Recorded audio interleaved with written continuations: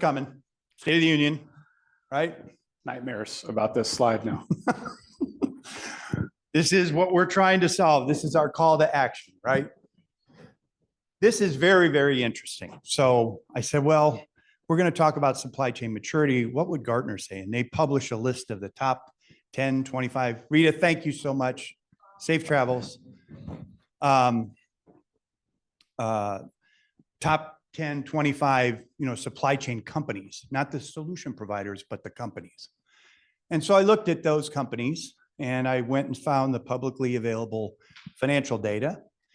And I did a little bit of analysis because ostensibly, if they're in the top 10, then we should see some improvement in their results. Whereas before that, we saw not a lot of results, right?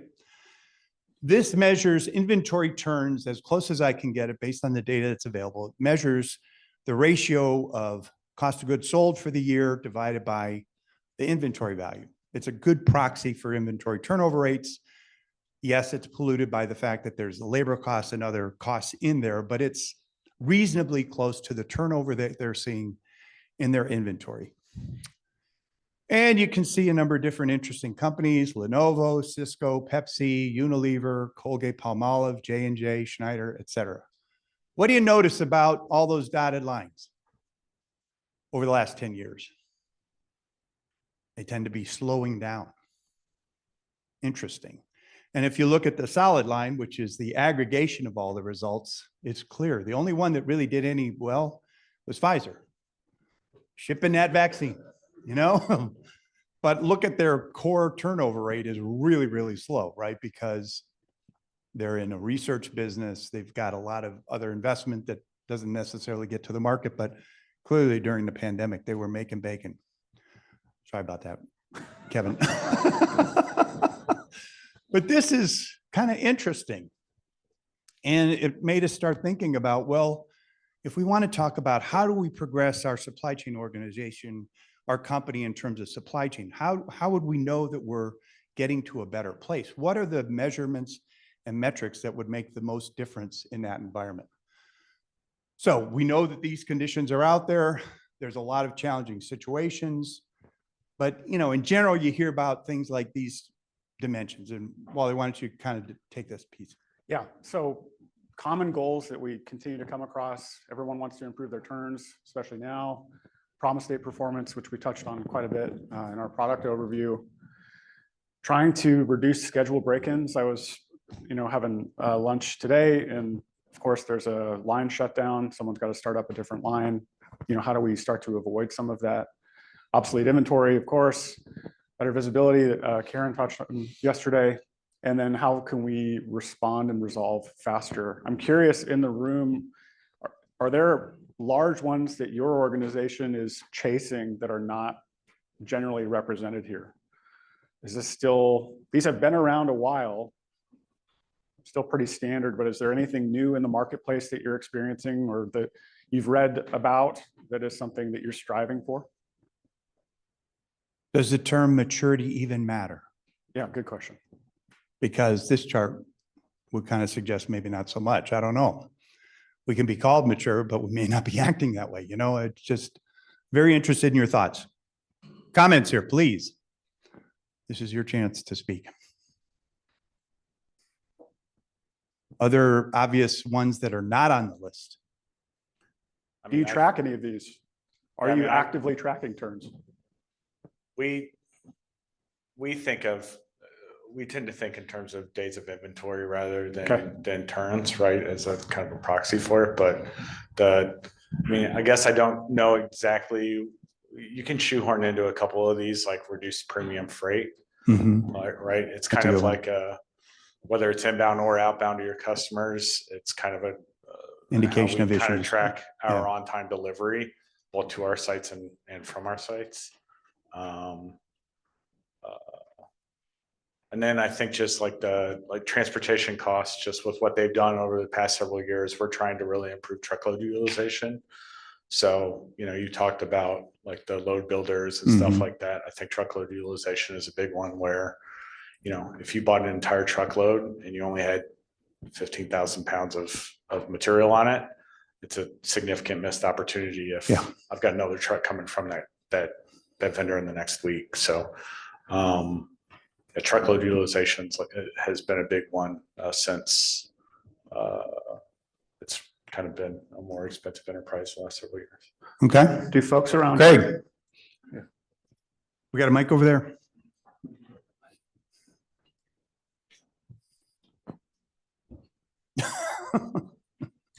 Catch. I was thinking back to Russell's presentation yesterday, and he mentioned the difference between a leading indicator and a lagging one. Improving turns is a lagging, you can measure it after the fact, but what about something like speed, lead time, Right. compression? Yeah. Our lead time to our customers, our vendors' lead times to us, if you're measuring those over time, those will eventually lead to improved turns. Yeah. Better due date performance, both. I like that one. Somebody take a note, Patrick. Others? Yes, Greg.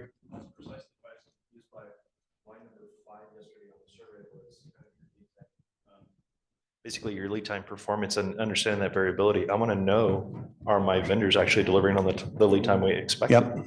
So I want that data, but that was number 5. So Yeah. Okay. Other thoughts? Very helpful. Okay. So this is the Demand Driven Institute has published a maturity model, which basically says if you're not doing DDMRP, you're in the red, right? You're very focused on cost-based metrics. You're kind of driving the organization in that way. You're probably in a very classic MRP-driven culture and things like that. You're not yet moving towards this flow-based concept and the demand-driven principles, and that you can start the job or making progress by at least getting started on pull-based techniques, maybe DDMRP, maybe lean, maybe Kanban loops, other techniques like that, right? And then as you evolve, you expand that, into your DDOM, demand-driven operating model, where you would put in demand-driven scheduling and execution, maybe have some initial efforts around DDS and OP. Stage 4, you got the full leverage of the DDOM across the enterprise, full DDS and OP and adaptive S and OP in place. And that builds up the foundation around which you would need to be able to be truly adaptive and innovative in your market. How do these strike you in terms of, are these dimensions relevant to you, or do they make sense to you? Is it something you would use as guiding principles for your organizations? Yes, no? Highly object, totally agree? and do you check it? Yeah. Would your leadership teams in your organization understand what this means to them? Doug's saying no. Why not, Doug? Well, I don't know, like, there's a lot of DDOM specific language. Right. And so I think that's where senior leadership gets lost. If we can use it more in a financial sense for senior leadership, because that's what they're managing and they understand it, then we could kind of tie those things to the financials that we're trying to achieve, or the performance that we're trying to achieve in the company would be better. For us, this makes sense. Yeah. But I have a hard time trying to talk to the, CFO about this. Yeah. Like, what are you talking about? Yeah, I would encourage anybody, if you have the ability, go and look up. I think it's Chad that wrote the white paper in 2017 that takes 26, 27 pages to summarize this. Get your executive team to read it. If they don't read it, call them out. But it's good peer pressure, and apply that thinking so that everyone's looking at it and then going through and measuring with good frequency. But it's a good summary, concise, gets to the point, and gives good clarity on why you need to be thinking that way. You've got to move to flow base. Yep. Other comments? I think that we have a yeah, I think that I think folks that are steeped just in supply chain and in planning, some of the stuff will resonate, but too often executives are coming from the finance organization or other parts of the organization that this stuff won't resonate. And they think that we're mature in our usage of SAP because we use it and we've spent a ton of money on it and it has a lot of capabilities, and they're unaware that we have minimum order quantities we haven't set, right? So, and we're not doing exception-based planning, we're doing very manual planning methods. So I think that it requires God bless Chad and Carol, but like too often, I think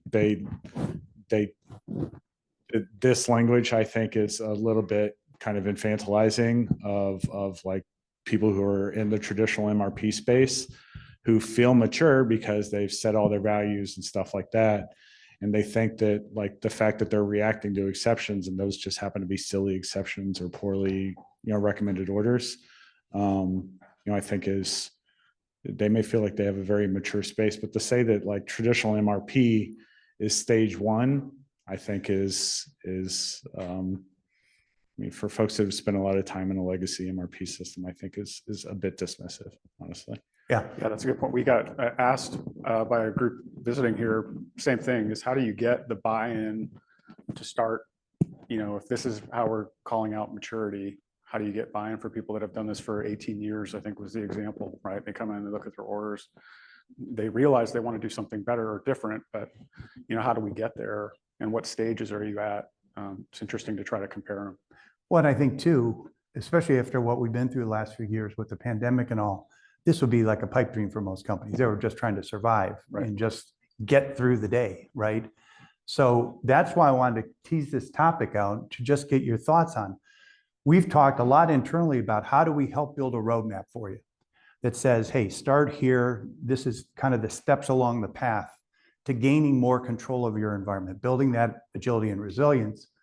And there's other models out there you can search all day long if you want, and you'll find different ways of representing this. I think there's kernels of ideas across all of these things that have merit that should be considered. I agree very much with what Russell was just saying. You can't just throw out the fact that we are MRP based as being an indicator that you don't know what you're doing, right? So we got to craft something that really fits for the environment that we're trying to work in. And clearly, you also have this complication, right? That not everybody is make to stock, where buffering makes all the sense in the world. If you're at the other end of the spectrum, what's the lens that you're going to be looking at? And how can I gauge that I'm making progress, building a foundation of getting the core principles under all of this lined up in such a way that we can now start to improve and become more excellent in that process. Yeah? All right, let's woo clap. So we're going to take a look on the make to stock side first. What are your material planning issues, right? And then we're going to take a look at the scheduling side. And we're going to ask you a few other questions. And we want to hear your thoughts on this. So it's really important for you to cast your votes. We'll take the material planning one. What are the top 3 challenges that you see facing you? Because some of these may have nothing to do with the system. It's more to do with a vendor, a constrained material that you can't get enough of, whatever. So. Unobtainium. Sorry? Unobtainium. Used to be a part we used to chase.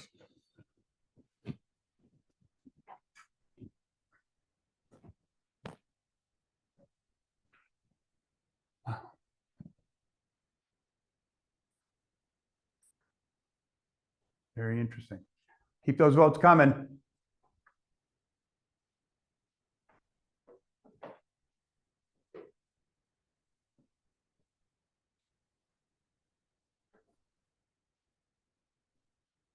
Okay, we're starting to see a pattern here.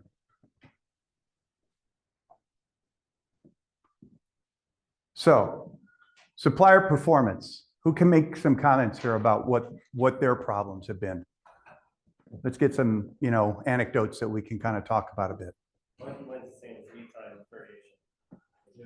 Lead time variation, one time you order, it's a 20-day lead time. The next time you order, it's 200 days. Yeah.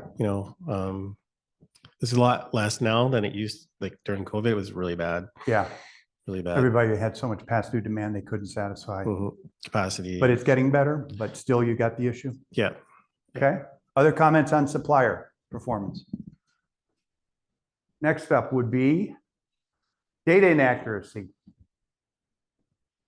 What do we mean? Ooh, Chris. Scanning, and then also actual manual entry of production orders into the system of accuracy for quantities and things, which get fat fingered a lot, change what you need to purchase. So yeah. Other examples of inaccuracies. Greg? Just basically failure to transact. Mm-hmm. Gotta get in there, do your transactions. Yeah, if you don't transact, you kill all data. So- Right, right. Yeah, we had one of our Coke locations, or Coca-Cola locations. Their net flow line was always below the inventory line. How can this be? Then we looked at their part activity and they had a week or two of pass-through demand that they had already serviced, but hadn't bothered to close out. So how can you use the system if you're not taking and being a good custodian of your own data, right? Any other examples? Yeah, Greg? Just stale data in general. I mean, What at would one that be point, for you guys? at one point, we talk about like lead times, for example. Yeah. You know, lead times are good today, but they change. Yeah. Demand has changed, and therefore the lot size that we were using made sense, and it doesn't anymore. Right. Costs change, and price breaks, and those types of things. Yeah, Similar type of thing. So, like maintaining the data is really Yeah. kind of the challenge. yeah. Well, it's interesting because that supplier lead time factor that we had in autopilot yesterday didn't get a big number of votes, but it kind of goes right back to this very question. If the system was updating that in a relevant way, it's not going to be perfect, you know, because it's going to take into account expedites and all that other noise. But if it gave you more ability to keep the system roughly current, you know, I talked about yesterday the idea of having a cynical view of absolute precision. We got to just get better, right, and get closer with less effort. And I think we gain an awful lot of traction that way, right? All right, what was third? Drop in orders. Drop-in orders, unstable demand. Some anecdotes here. Chris? I would say the biggest issue is for us is when you're up against full capacity and we have our lead time restraints for customers with supplying orders. So when those less than approved lead time orders drop in. You don't just say no? The plan is try to make everything so that really start to get items out. Right. Balance of what should be being made, what should be being pushed off. It's fixable. Don't hire people pleasers. Just tell them no. Sure. Well, that's where compressing your lead times and only releasing as short of a horizon into production as you can gives you more flexibility, because when you have to go break the schedule, you know, this was the Unilever story, 52 days out into the future, and they've got drop-in orders all the time from the big, you know, retail chains. What are you going to do? You're going to tell them no? Yeah, you don't tell Walmart no, right? So other examples of drop-in orders. Any other stories there that are kind of unique in your environment? Okay, what came forth? Excel. Dependence on Excel. God, how could that be? And then next came, well, we all know, just get rid of 3 more spreadsheets today. And but this one over here, we've seen it with a lot of the global clients like Coca-Cola. Aptiv had this, the turnover rate of the staff, the planning staff is, if you get 2 or 3 years of tenure of a given individual, you're lucky, right? That there tends to be a lot of turnover there. Any comments on this one? And that's obviously goes back to what Dan was talking about with training materials and orientation guides. Any other examples that you would want to comment on? What are you doing to keep staff in the positions? Is there anything that is working well that's picked up? Is it all pay-based? Is it education-based, incentivized? It's just an impossible ask to try to keep people engaged. I mean, I think that, to my point yesterday, that, I mean, the lack of expertise you have to address with the training model and your Yeah. expectations. If you come to expect turnover and you're not going to do something to avoid it from all those points, then that should be reflected in the model, right?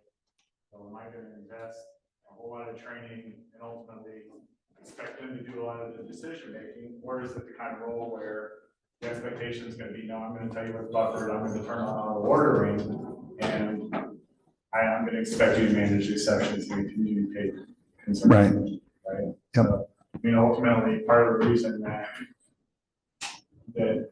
some of the training models that we've done in Leasure and Active didn't work were precisely because they were roles. Yeah.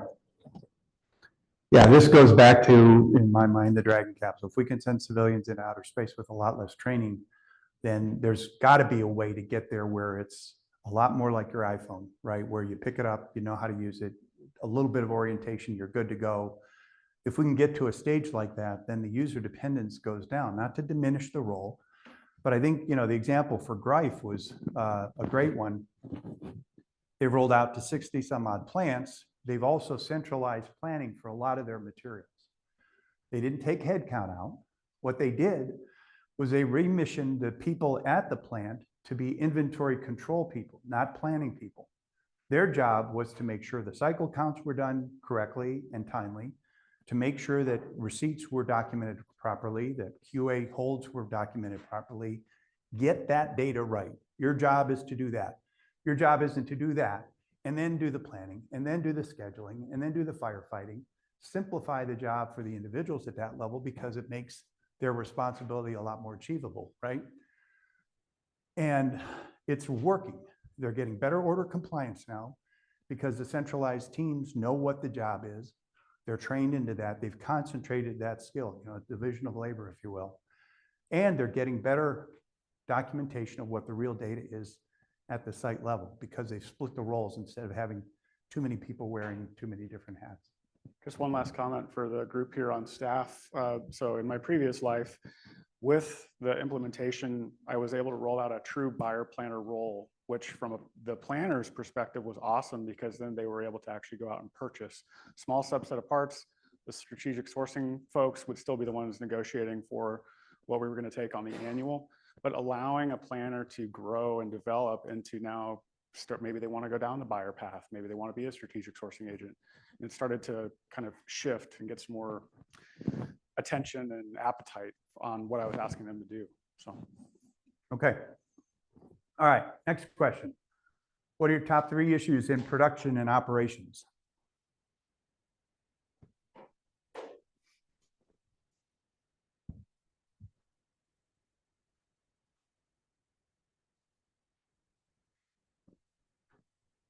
None. I have a guess on what's going to be very popular here. We'll see. Thanks, Tim.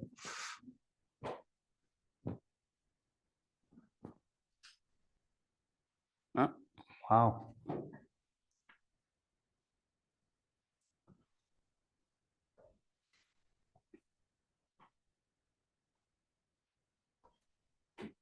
Keep the votes coming.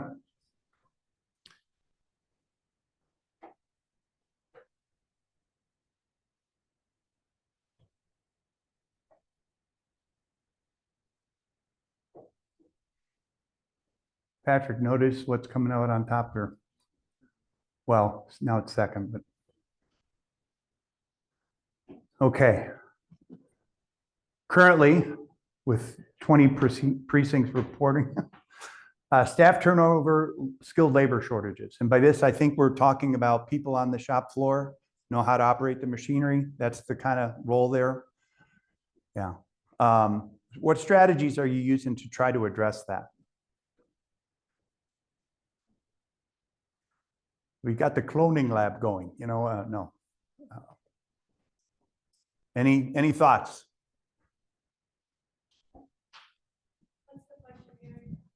The question was, what are the top 3 issues facing the production and operation?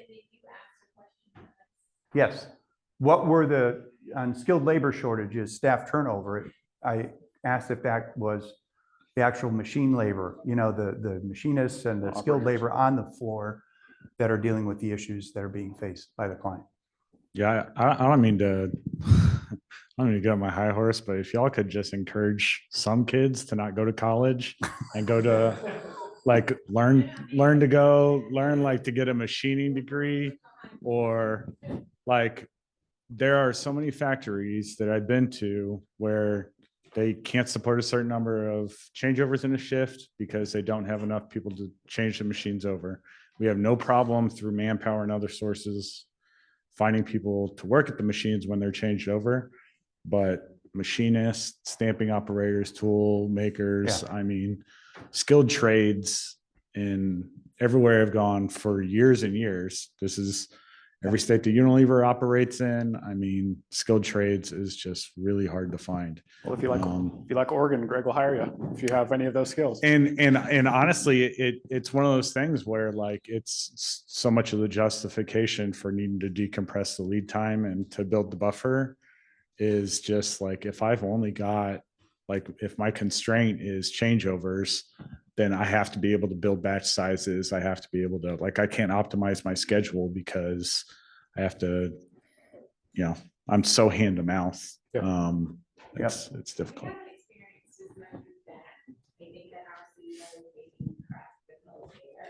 But for me, running supply chain, I think the people who then take the data from the machine and take the data to be able to say, how do we do the planning, what's the full intake picture, that's where we're missing a lot of time. Okay.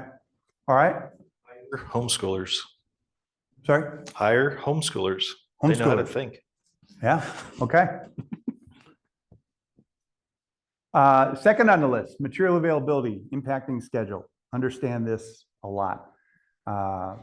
Pretty much every company we've been working with has had some material availability issues. Resin became a hot commodity in the bottling business because if you couldn't have the resin, you couldn't make the preforms for the 2-liter bottles and stuff like that. Castings, I think, are a very widespread issue in the more heavy industrial. You know, that's one of the issues that Caterpillar's been facing. The casting infrastructure out there is just not up to the volume and demand that's out in the marketplace. And, you know, those kind of casting operations, heavy industrial environments, you know, slow processes, things like that, difficult to overcome. I think this is an important one too. We do have some material availability checking functionality in the scheduling solution now, but we know it needs to be accelerated in terms of creating some additional capabilities there to look a little more deeply into the bill of material, identify which components are short so that your expedite focus could be directed after that. One question on the material availability. Do you know about it and it's scheduled, or is it a surprise? Both? More one than the other? Okay. Okay. Third on the list, data inaccuracy. Greg, or Philip, you want to talk about this one again? I think we understand that one. And then what would be third or fourth? 33% for machine reliability, schedule disruptions, break-in orders, and our good old buddies at Excel. Okay, next question. If you were to characterize supply chain maturity, what would those characteristics be? We've got a set of dimensions here. Do we have a write-in on this one, No. Kevin, or no? No write-in, but we may get some verbal write-ins. So please make your votes on this one.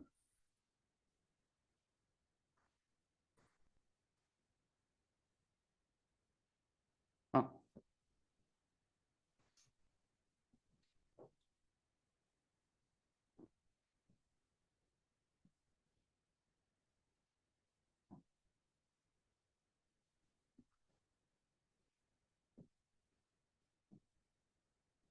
Wow. Very interesting.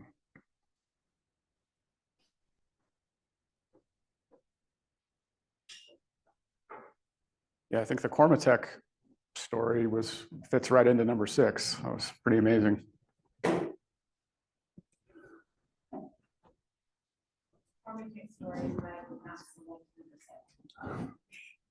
Yeah, there you go. Sure. Sure. Very interesting. I like these results personally. I think the top one is able to respond to whatever comes our way. If we can get our organization and our stakeholders, you know, as we've talked about, to buy into this idea that it's not about a consensus demand plan equally, a consensus supply plan, and we're all going to march because we all are unified on this plan, to saying, let's test how flexible and agile we really are. If we do that, some of the things we have to do is we have to hold stock buffers because they compress lead times. We have to have sprint capacity, meaning what? We have more capacity than we're actually going to be utilizing? Absolutely. If we have everything level loaded to 100% capacity, anytime there is any kind of disruption, what happens? It affects every other step in that route.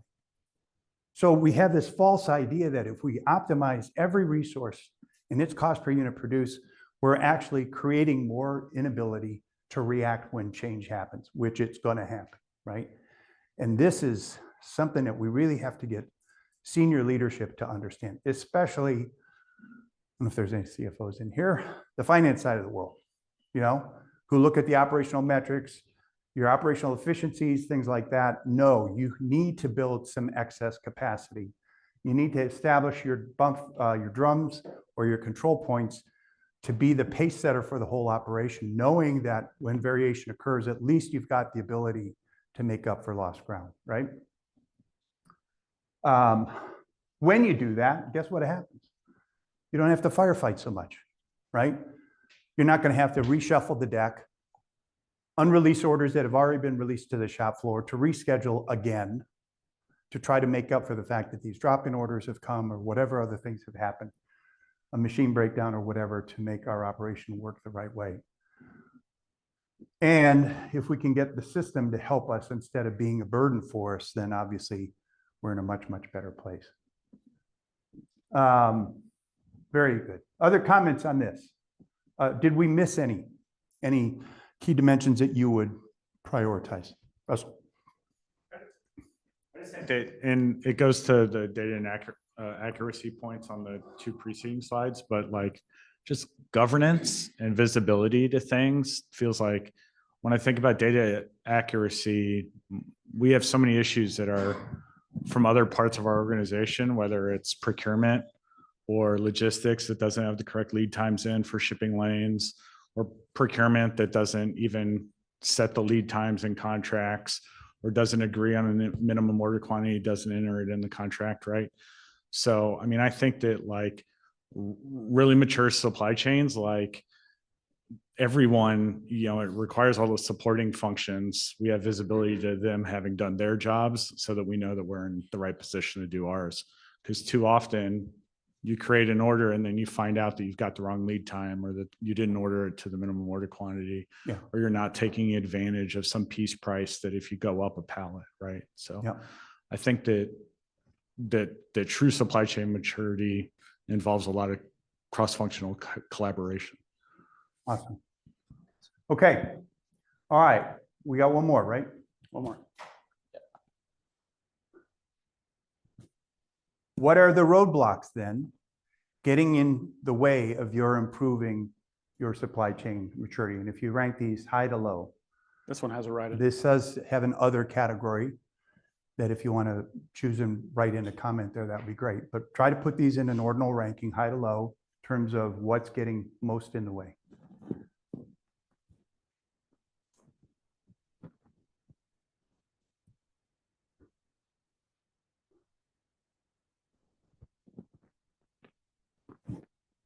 A little more challenging question, so it's going to take a little longer.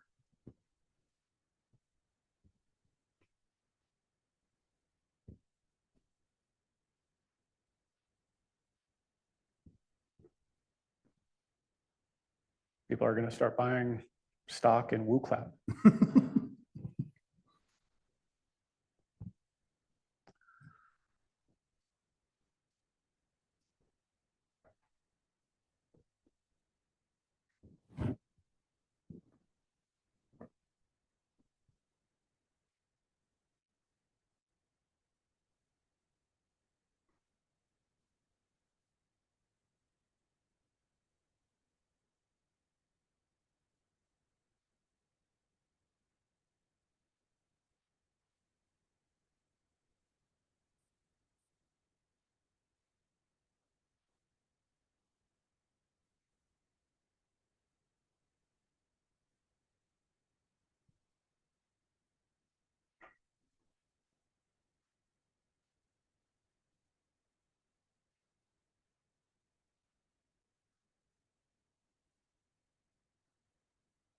I may have butchered this question format because it looks like we're ranking on 1 to 5.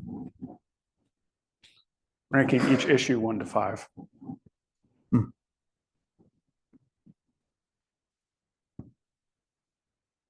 I still think we're going to get some relevant answers out of this. All right. Any last votes coming in? Let's see where we're at. So at this moment, other than the top priority, I think we're taking, this is the average of all the responses and its weight. So the top priority here is hovering between staff turnover and lack of a vision.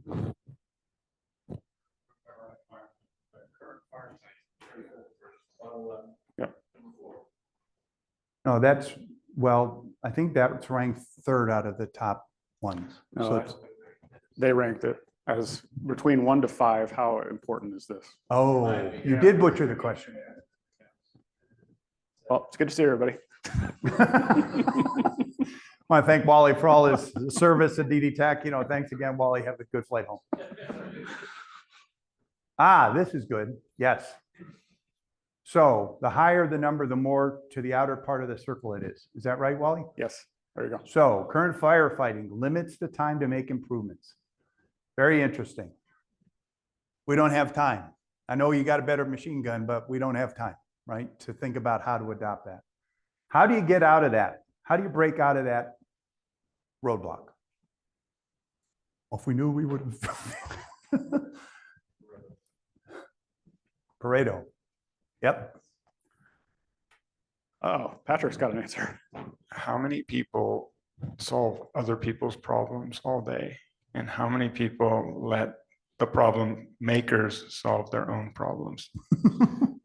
Is this from experience or? Oh, yeah. This sounds like a very deeply reasoned thought. If you've Doesn't ever follow? worked in Yeah. a shipping area, you know the shipping guy fixes all the problems because it has to get on the truck. And the person who created that problem doesn't even know there was a problem, and they just keep making those same problems. So does that resonate with anybody? Ownership, right? Does senior leadership understand this? I think that's why the leadership buy-in required action is also high. Yeah. Because I mean, I think it's hard to break away from firefighting when leadership isn't bought in and this is a priority. Right. But it can also counter anything you try to do. Like if they put in the wrong measure. Yeah. Yeah.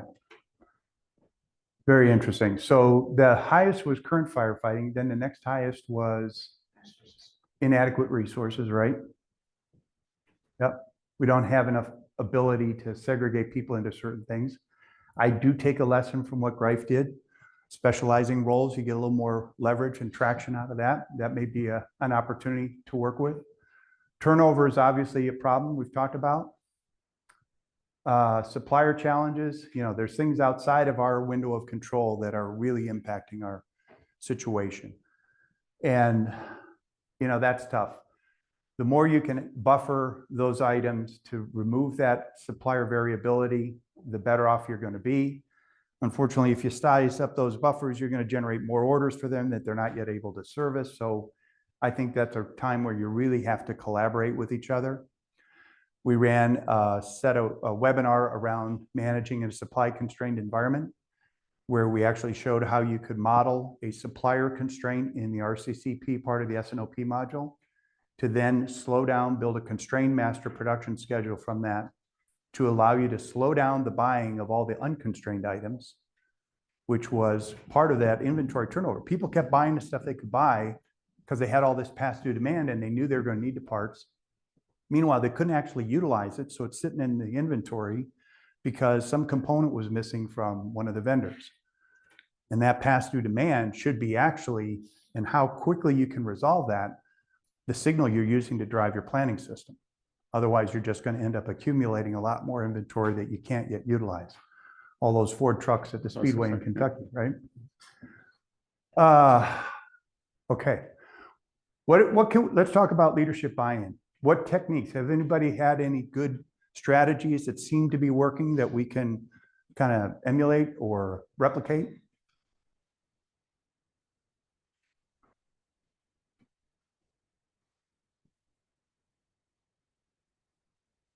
Get them to do an undercover boss episode and sit at a planning desk for a week.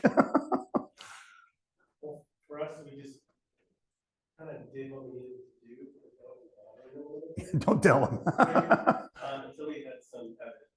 And so we said, okay, we're doing this, and this is the right thing to do. Let's run with it. And we'll do this. Yeah. Claims. And in particular, inventory turns and lifetime delivery were the number one metrics that they understood. Yep. So it's easier to get them on board that way. In particular, we looked at returns because a quarter, so Yeah. you don't stop much. But the time something goes through the shop floor, means that we can do more projects. Right. We got that. Yep. Yep. Yeah, it was interesting because I know from the Unilever Brahmalia site, the one up in Canada that was doing the dry products or food ingredients, whatever, to achieve that shorter lead time. You know, they compressed from 50 days to down to 9. They started cutting down batch sizes, and everybody was so panicked that they were going to have way less performance on their OE metrics. But because they gained back stability in the schedule, the likelihood that the schedule you're setting 9 days from now is going to stay solid versus 50 days from now is a lot different, right? And so the amount of changeovers and break-in schedules went way, way down, which then returned itself back into better OE metrics. So interesting. All right, well, look, I think that's our last question, right? Yep. So thank you so much for your feedback. We're going to utilize this because we do like the idea of a maturity model concept. We do like the idea of helping create a roadmap that allows you to make more progress on these topics. And I think coming out of this, I get a good sense that maybe there's like a workshop or a stakeholder education kind of program that we could put together to help raise visibility about why these concepts make sense. You know, if we can go back to that response about being able to respond to whatever comes our way, I think a lot of executives would be really tuned into that message. And they just need a little bit of help understanding what do we have to do to change the way we operate to get to that better place. Okay, thanks, Wally. Thanks, everybody, for your contributions there. We're going to wrap up now. We have one more woo clap to do, right, Kevin? So I was just going to take and first of all, thank everybody for your participation in the conference. Amazing collaboration. I love it. You know, we talked about that vision, the mission of DD Tech, help you get better results and find a way that it's more sustainable for you to be able to do that. We talked about the market issues, the context that we see out there, that people aren't getting to a better place. Why not? We think it's a call to action to really challenge the prevailing thinking that's out there and really strike off in a bit of a different direction, right? We know what those approaches deliver. We know that what they don't deliver, and clearly it's a time for some change. I thought Corinne's comments were great in terms of, you know, that outside perspective. A lot of the discussion, she quoted a number of different surveys and, you know, from PwC and other consulting firms that highlighted the fact that, yeah, this idea of agility and resilience is really starting to resonate with people. I think the key is, what are the how-tos? How do you actually do? It's not getting your forecast more accurate. How about those case studies? Unbelievable, right? So we're going to send you woo clap questions now. We'd like your answers. We'd like you to just kind of score out the different presentations so that we can get, you know, some feedback to the presenters, learn from your thoughts and feedback on that. Yeah, I thought, you know, Cormatech, you can't say enough about what they've been doing, Andre. Congratulations, and to Igor, and best of wishes on your quest to become in the top 30, the Champions League of the pet food producers in the world. I'm sure you're going to get there. The Caterpillar story, award-winning against a big set of peers for value realization, right? That's what our mission is all about. And then obviously the work that Russell's done in the DD world from the past dozen years at Unilever, which was a real breakthrough to get there. Unfortunately, they didn't stay the course. We might have helped them on their chart too if I put up the Unilever results. I think I did.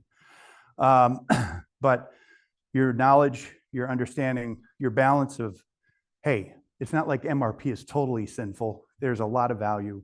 There's MRP excellence strategies that you can follow to make sure that part of your business is running well. while you also follow the DDMRP dimensions. Autopilot. First small step. We think it's a big leap. We know there's a lot more work to do. But that kernel of the idea to me is the path to trying to realize this Dragon capsule vision, right? And it's not going to be easy. We know that. We don't know all the answers, but we learned a lot through that first autopilot effort to know, to expect a lot of surprises.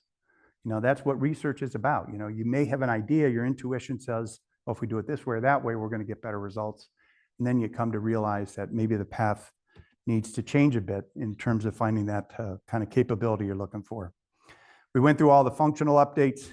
Kevin was asking earlier, can we do this every 6 months?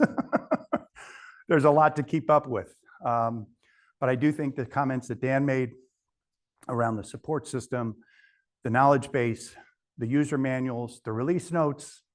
Rita was wondering how to keep up with the releases, so now we've got that answer.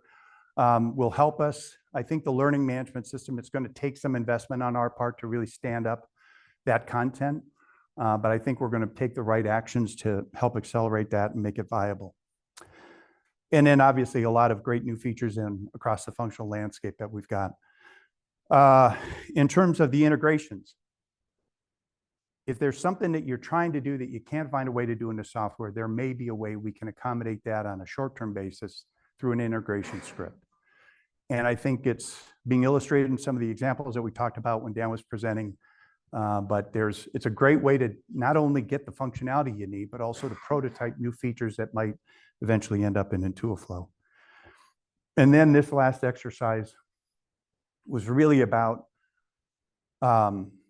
blazing the trail forward, having a vision. That was one of the questions there. We don't really know what we're trying to get to, so let's try to get that articulated. This is something that I think we'll work on internally. We'll reach out to some of you to get your feedback on that, because I do think if we can help overcome the need for a roadmap, if you will, or a vision, the need to get executives on board with what the strategies are and the mechanics of how to get there, and the related stakeholder management that revolves around that, that would be a great thing. And then I think that would also help clients kind of put a roadmap in place. Well, here's what we want to evolve to in the next 3 to 5 years, right? To give their organization some benchmarks and milestones they're trying to achieve over that kind of time frame. So with that, I want to say thanks again. Safe travels on your way home. Really appreciate it all, and wish you all the best.